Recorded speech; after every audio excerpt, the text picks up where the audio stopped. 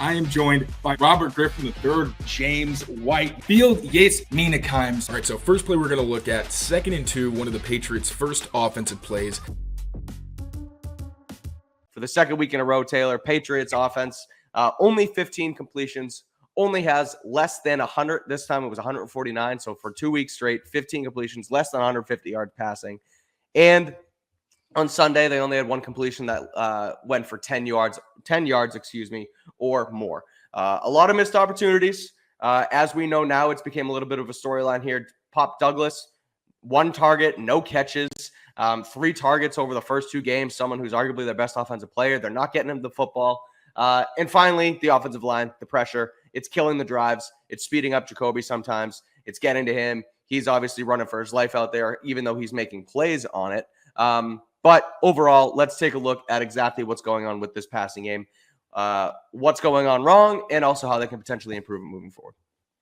Yeah, so it was a little bit of everything with the Patriots passing game and why it struggled. Like, we're asking, where was Demario Douglas? Why wasn't he more involved? Now, I will just say off the bat, there's no excuse for him having 0 touches. He had 1 target that didn't count, and we'll get into what that target actually was. But for a player like him, and Alex Van Pelt is coming from a Cleveland offense that did so many things where they were pretty good at scheming touches for their players.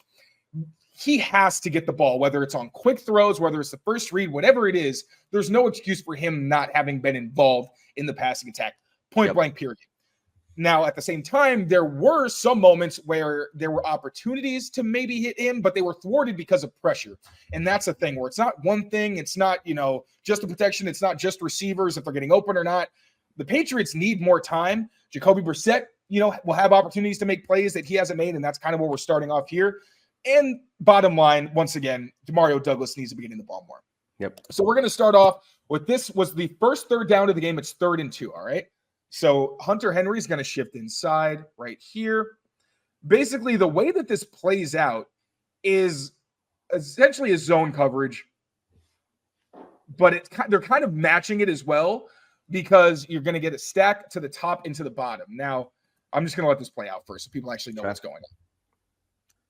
So the play ends in a sack because Michael Jordan ends up chipping Boye Mafi while Vidarian Lowe's trying to block him, which ends up kind of screwing Vidarian Lowe and forcing Jacoby out of the pocket. But my issue is I thought that Jacoby actually had 2 options open. So from here, we're going to get Austin Hooper pretty much really just running interference. He's going to run a corner, but he's trying to set a pick. Now, Hunter Henry is going to trail behind him to create confusion before breaking inside. That's where the primary read for this play is. But then on the backside, you're going to get a crossing route underneath with Jalen Polk running a dig on what's basically a high-low, right? So I thought initially, and we're going to let this run through once more, when Jacoby gets to the top of his drop, there's space right here. You can throw with some anticipation. Even if you just want to wait for a Hunter to look at you, there's room here, right? Yeah. Even if you want to put this low, if you want to throw it early so this defender can't get in this window to hurt Hunter Henry, there's a throw to be made here. Even if you say, I don't like the window, okay, fine, Jacoby. Now you're looking down the middle towards Jalen Polk, who has all this space to work with because this concept underneath where you had the high-low sucked up the underneath defender, and the running back is leaking out of the backfield as well. Yeah, he's got time there too, man. Sit, take a hit if you have to on the back and throw. And even if he has to fade, you can make this throw on the run if you have to. I would hope. I know that Jacoby has struggled to throw on the run, but even this is a little, oh, wow. Breaking news, Jalen Reagor was released from the practice squad after basically tweeting that he was a Ferrari left in the garage. Okay. That's interesting. Yeah. You tweet something about that, and I'll keep talking to the people. But yeah. I mean, seems like Jalen Reagor wanted more of an opportunity, and I guess he'll get it now. Was obviously a primary returner in the summer and was their backup X receiver, but looks like Javon Baker may have that role now after he was active last week, and Jalen Reagor, 2 weeks in a row, he's not activated. So maybe he just wasn't happy with his role, and they said, all right, find a role somewhere else. I really do wonder how much that has to do with the thing he tweeted or put on Instagram, or if it's just simply roster manipulation or roster moves. On one hand, it'd be a little harsh to cut him after just posting an Instagram story and deleting, but at the same time, hey, look, We don't do that shit here. That could be a thing too. Like I wonder how much that has to do with it. Yeah, right, exactly. But man, that's fascinating. Yeah. But all right. So anyway, getting back to a bottom line, this is absolutely a play that Jacoby's got to make. Now, this is the first third down of the game. Maybe he had jitters, but this is an ugly missed opportunity when you could have kept your first drive going. Instead, I believe it was a 3-and-out. Yeah. And I'll look at it. No, I just wanted to play this one more time from the other angle for a second, only because from the end zone angle. Yeah, from the full. Nope, not this one. The other one. Sorry. My bad. I'm sorry. No, you're fine. It's just I had one easy point, but situational football, 3rd and 2 yards to gain. You know that your primary read is a pick route. You know that Hooper's going to try, even if he doesn't get as much interference like you mentioned on that guy as possible. You throw the ball now. Henry, if you work on this in practice, knows that ball's coming now, especially if that guy's on his hip. He's going to be ready for it when he turns. Catch, drop to the ground, first down, move the chains. And then you come back. Even if you twice last week. Right. And even if you don't like it and you watch Jacoby's eyes, when he comes off of that, he goes right to the middle of the field. And Jalen Polk is open across the middle. Look, there's a lot to blame on. People can say the receivers don't have the talent in the receiver room, they don't have the offensive line protection, but that's a play that Jacoby's got to make. That to me seems like a pretty much of a layup. So 100%. And then we'll just look really quickly from the end zone angle because, like I said, Michael Jordan has been very good, but this was one that he probably want back. And I don't want to, dump on the guy because really he's been more good than he has bad. And the bad, you can understand he's trying to get better in this system. But these chips are so... It's a very delicate balance because if you hit guys too hard, you end up hurting your guy. And that's what happens here where Vidarian's in pretty solid shape, but then boom, then that extra momentum boost. It's like, all right. I can't block this guy anymore. And then Jacoby Brissett ends up getting chased down. So not a great play for Michael Jordan, but still you got to get that ball out a lot faster. So that could look like it's, the coverage has to be better. No, Jacoby's got to get the ball out of his hands when he has 2 open receivers. 100%. All right. And now this one. So the Patriots have been using a lot of 12 personnel in the red zone. And I don't really mind it because when we were watching this offense in training camp, Jacoby Brissett was more than happy to give his tight ends 50-50 ball opportunities in these situations. And if he doesn't like throwing to Pop Douglas, we'll kind of get into that a little bit more. You want to throw to your big guys. Okay, I get it. You're in the red zone. Just throw it up. What I don't love is that Jacoby hasn't been exploiting those matchups. And here, in fact, you're going to get Boye Mafe, an edge rusher who can drop into coverage, but still, any guy who's rushing the passer is a mismatch if he's in coverage against a tight end, who right here is Austin Hooper. You're also going to get Hunter Henry against a safety. And just to draw, I'll let this run first, but just so you understand, these are the 2 big mismatches, all right? Hunter Henry against a smaller safety and Austin Hooper against an edge rusher who can also drop into coverage. Sure. So Jacoby gets to the top of his drop, right? So about here, now he starts to get happy feet. But you can see that Hooper has the advantage in this matchup. Like, if you want to put this to the pylon, that's a very makeable throw.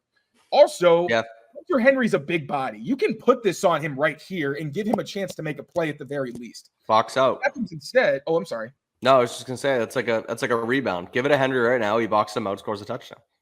Exactly. Like, I don't really know what's going on at the bottom here. Like, so what the concept looks like is you get the corner from Austin Hooper. You're gonna get this little like crosser type bend in from Hunter Henry. I think this is a vertical route, but Polk kind of breaks it down, so I'm not totally sure what this is supposed to be. And then you're going to have a little bit of a short route from Tyquan Thornton right here. He actually wins off the line, but I don't know what this route was supposed to be because he doesn't really run it full speed either. But either way, off the play fake also, so you're going to get a little bit of run action with David Andrews pulling like it's some kind of run, and you're going to see the handoff action here. Mm-hmm. So Jacoby gets the top of his drop, but the end zone angle will get a better shot of this. But you see he gets happy feet, right? He's real bouncy here. Yeah. And you can kind of understand because the protection wasn't great in the game, but this was relatively early on before the pressure got really bad. You can absolutely just decide, all right, my plan is I'm going to hang in and just give Austin Hooper a chance right here. My right? guy or no guy, back pylon. Yep. Right. And last week, I also understand he throws off his back foot under pressure to Hunter Henry when he is matched up against a smaller defensive back. the ball hangs, and it almost gets intercepted. I get in the back of his head if he's like, I'm not going to put the ball in harm's way. But you need to take some of these risks. Like Drake May is taking this. He's like, oh, yeah, no, I like these matchups. I'm going to give my big guys a chance. You can hit both of these receivers in these situations. Instead, he's going to kind of drift, then just end up having to throw it away. Missed opportunity. I believe this was a drive where they ended up kicking the field goal. Yep. And then actually, let's go to the end zone angle for a better idea of what the pocket looked like. So get the run fake. Now, Boye Mafe completely blows up this pass protection. Like, this is not an easy situation for Brissett to work with. But Ramondre Stevenson shows great awareness and David Andrews to be like, all right, we're going to seal him off. Maybe just give our quarterback time to reset.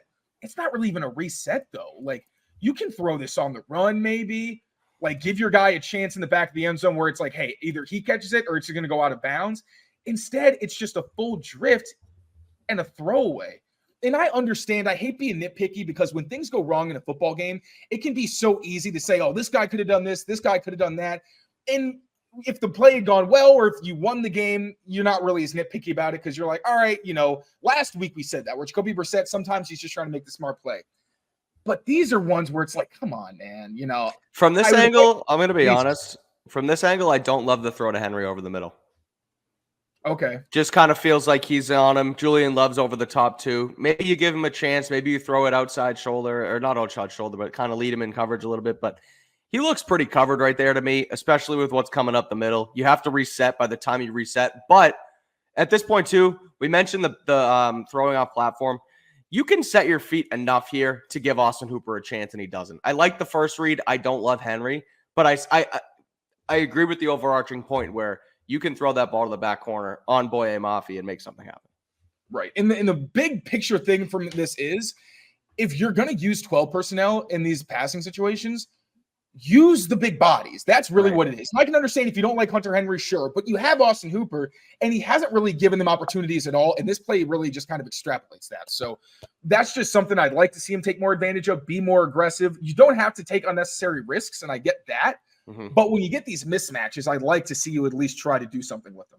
Yeah, for sure. All right, one more missed opportunity, and then we're going to get into where the heck is Pop Douglas. Yeah, and this is kind of going to overlap. So this is going to slightly transition into where Pop can get more involved, but also why the margin for error is so slim. So I actually asked Jacoby Brissett about this play, and I'll run it through real quick because I'm thinking, well, why didn't he go to Pop Douglas first? Instead, he tries to go to KJ Osborne. Now, Jacoby said that it had more to do with pressure and that if he could have done things over again, he probably would have thrown to Pop. All right, so there's some progress. It's like, all right, Jacoby looks good when he gets the ball out at the top of his drop and it's clean. Maybe next time he does that. So what we're going to see here is you're going to get an out route from Pop to the sticks. You're going to get a corner route here from KJ Osborne. Hunter Henry's pretty much going to run a sit route.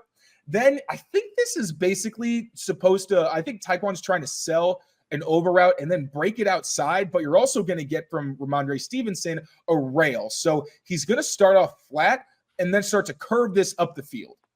So really, Jacoby Brissett is going to want KJ Osborne on this corner route because of the way these routes distribute. So as you're going to see, once Hunter Henry, comes in motion here, you can see they're going to relay some kind of match principle, right? So I believe the way they're going to end up matching this is you're going to get this defender on Pop and then a one-on-one to this corner route. Jacoby understandably wants the corner because, oh, look, I've got a one-on-one right here. My receiver got off the jam. And KJ on these corners does a great job of selling upfield before, as you can see right here, using that arm and using your momentum against you to create separation. At the same time, you see Demario Douglas right here, so good at running these out routes, be able to get separation.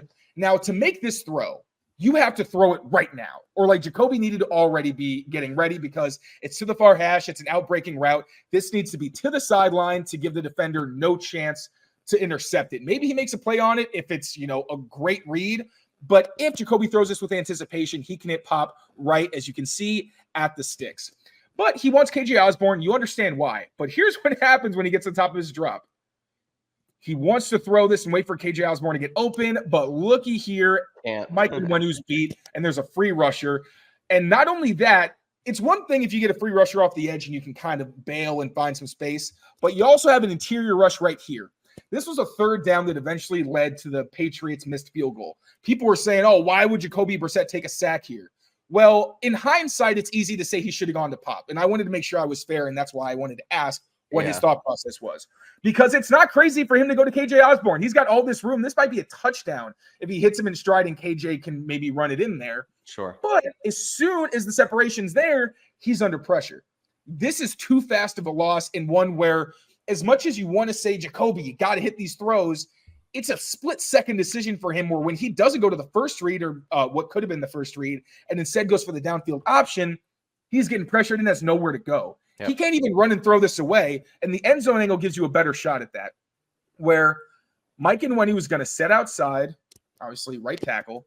This inside move is going to get him to hesitate, that little stutter, and then it gives a soft edge, gets inside Nwenu's chest, rips around the edge, ugly loss for Nwenu right here, ends up getting completely off balance, and you're going to have Byron Murphy, who was just a massive problem in this game, win inside against Leighton Robinson after getting into his chest.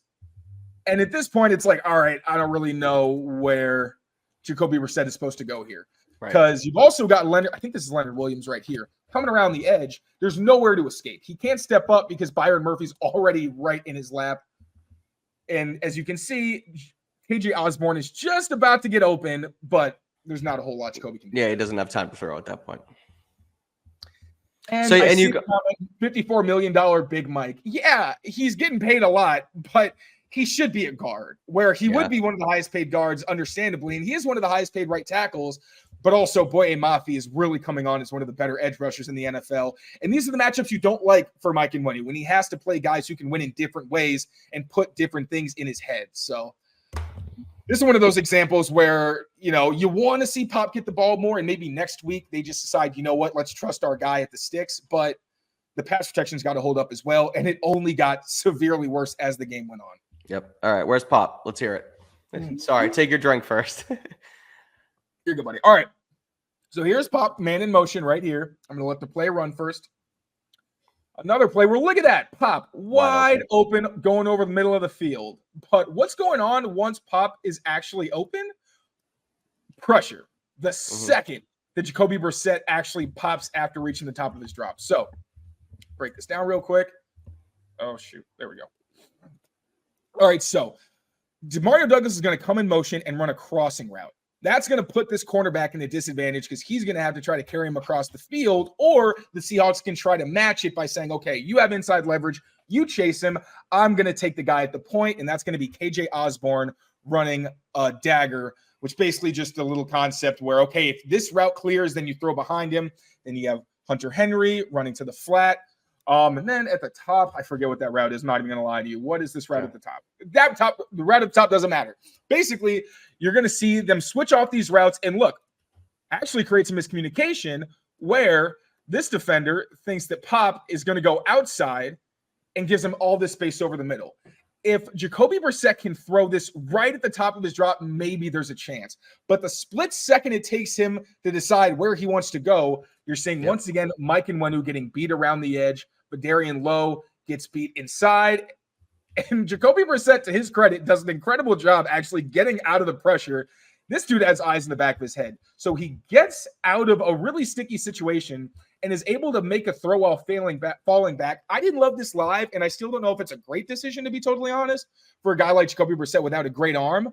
But Pop Douglas ends up drawing defensive pass interference because for some reason the defender decides to just shove him instead of giving him a chance to catch it. So Pop Douglas making an impact even when he doesn't physically get the ball. But this is another one of those where it's such a bam play where, maybe you can hit him a little bit sooner, but Jacoby Brissett doesn't have a whole lot of time to even read the field. I also feel like, can he break pocket to the right here and still hit Pop in stride when you look at it from this angle? Possibly. That's kind of my read. It's bad protection, but maybe he sees color. And I think maybe he's saying, okay, I'm going to get around and try to hit the other crosser. And then by the time he even gets out of this sack, it's all this chaos. That middle backer is also pretty much on what looks to be essentially spy, where he is just reading the quarterback wherever he goes. So if he breaks right, he's going to read that and be right in his face with him, and he might not even be able to get the ball off in time. But exactly. regardless. But yeah, it's just another example protection. of just not good enough pass protection here Yeah. from the Patriots, especially from Big Mike, where you're going to see gets out there. He's fine, but then the ghost move gets him to shoot his hands. The defender gets underneath him. And obviously, he's not the reason that the sack happens, but it's a thing that gets Jacoby Brissett to have to kind of go right, left. And then obviously, Vidarian Lowe also gets walked back. Yep. And the sack avoidance by Jacoby Brissett was crazy all game. Yeah. All right. Another play where Demario Douglas is going to draw a flag against the defender. And another one where Jacoby Brissett is going to get pressured right at the top of his drop back. So this is going to be a play where, as you can see right here from Pop Douglas, he's going to run a crossing route. But one of the advantages I thought he was going to have against Devin Witherspoon was once he actually got into his kitchen, it was going to make him uncomfortable because he got such great burst out of his routes.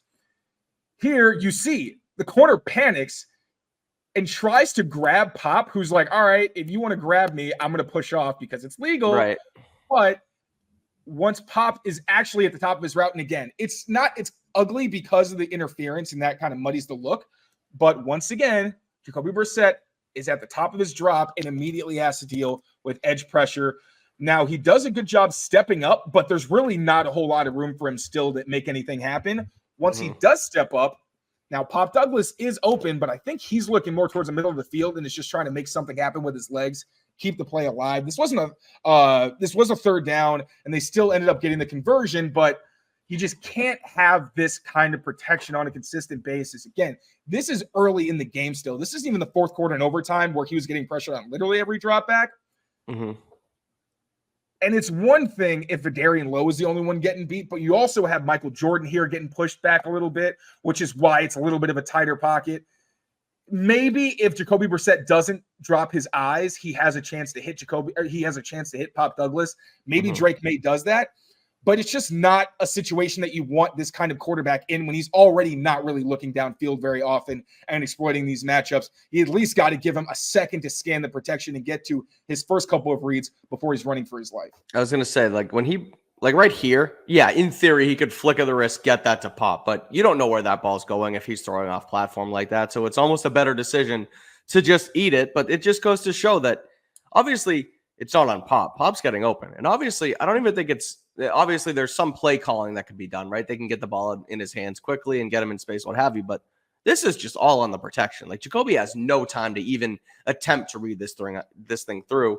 And I will say kudos to him, aside from that sack that he took in arguably the most critical spot, the fact that he wasn't sacked here and is able to still get positive yards is pretty incredible. Yeah, he was just trying to pick up the conversion. It was like 3rd and 2, 3rd and 3. I can't really blame him here for just being like, you know what, maybe I won't risk it. Oh my God, my computer just went rogue. But yeah, another protection issue. And now the last two clips I'm going to highlight from the Patriots passing attack was it got worse, and it was really bad in the end of half situation. So the Patriots got some flack. They went for a draw play that only got a couple yards. Then they tried to pass again, and it didn't work. And they tried to go for it on 3rd and 8. They're actually going to keep Hunter Henry in to chip. They have the running back in to protect as well, just in case it's a blitz, because this is an obvious passing situation. They want to make sure they have enough bodies to stay in protection. And they're going to try to go downfield and convert this. And here is where Gerard Mayo saying that it was about execution more than coaching makes sense. Because you can question the decision, but they should have had a conversion here for multiple reasons. It was just, one, a failure of the pass protection, and then just not finishing when you get an opportunity. So I'm going to run it through one time. Once again, Jacoby Brissett making magic happen with his legs, gets out of the pocket, throws to Hunter Henry, but the ground causes the ball to bounce out, and Hunter Henry can't bring it in. Despite having a great game, this was a really big drop in Hunter Henry there. And looks like he's dead on the sideline. I honestly thought he was not okay. This guy's so did I. I thought he was hurt. All right, so let's break down this play, talk about what exactly happens. So Brissett was actually going to have two open options on this play. So they're going to try to make this look like the cross dagger that we showed last time, where it's like Demario Douglas on a crosser and then a dig behind it. But what's actually going to happen is Jalen Polk is going to show that dig and then break outside. Demario Douglas is going to start stemming inside before going vertical. And then we're going to get Hunter Henry on a route, basically just a shallow route. After he chips, he's going to leak out. And then to the backside, you're going to get a dig from Tyquan Thornton. Basically, if he doesn't like what he gets frontside Jacoby Brissett, he can go backside to Tyquan. Now, when you see the routes play out themselves, look at that. Space in the cover 2 zone for Jalen Pope. Space backside to Tyquan Thornton. Yep. And this is with the chip help on the right side from Hunter Henry and the running back into protection just in case there's a blitz. But Vidarian Lowe gets beat around the edge very quickly. Jacoby Brissett on the 5-step drop. Usually he would step up, but there's also inside pressure, so he has to make Byron Murphy miss as well. Still makes a great play to get outside the pocket, but like I mentioned, he tries to hit Henry, who does a solid job getting himself open and finding space. Can't make the play on the sideline. Then I'll run this real quick from the end zone angle. Top of the drop, Vidarian Lowe gets beat with the inside stutter to an outside move. Tries to shoot that outside hand just to slow the rusher down and then push him around the edge. But he gets his hand knocked down, soft corner. Edge rusher Boye Mafi does a good job still keeping himself clean to get around the edge. And then on the inside, Boye Mafi with David Andrews. Just not a fair matchup. We love Bear, but he should not be in this situation against an explosive interior rusher. Byron Murphy gets in his chest, shoves him aside. Jacoby, juke, such a ridiculous play by him also. Scrambles out, makes a catchable throw. And it's not easy by him. I don't want to make it look like it's easy by any stretch of the imagination, but can't finish. Doing the best he can with the situation. Yeah. Oh, sorry, buddy. What was that? No, just that he's doing the best he can with the situation. Yeah, I guess that's a catchable ball, but you also can't expect Hunter Henry to come down with it necessarily either. No, and that's totally fair, but it's just because Hunter Henry's so good in those situations. 100%. Like, he would. Again, not totally on him, but this is one of those where, yes, it does come down to a lack of execution because the scheme worked. They had open options against cover 2. They just couldn't make it happen. Support us and sign up at Prize Picks. Go to prizepicks.com/CLNS or download the app today and use code CLNS at prizepicks.com/CLNS and get $50 instantly when you play $5.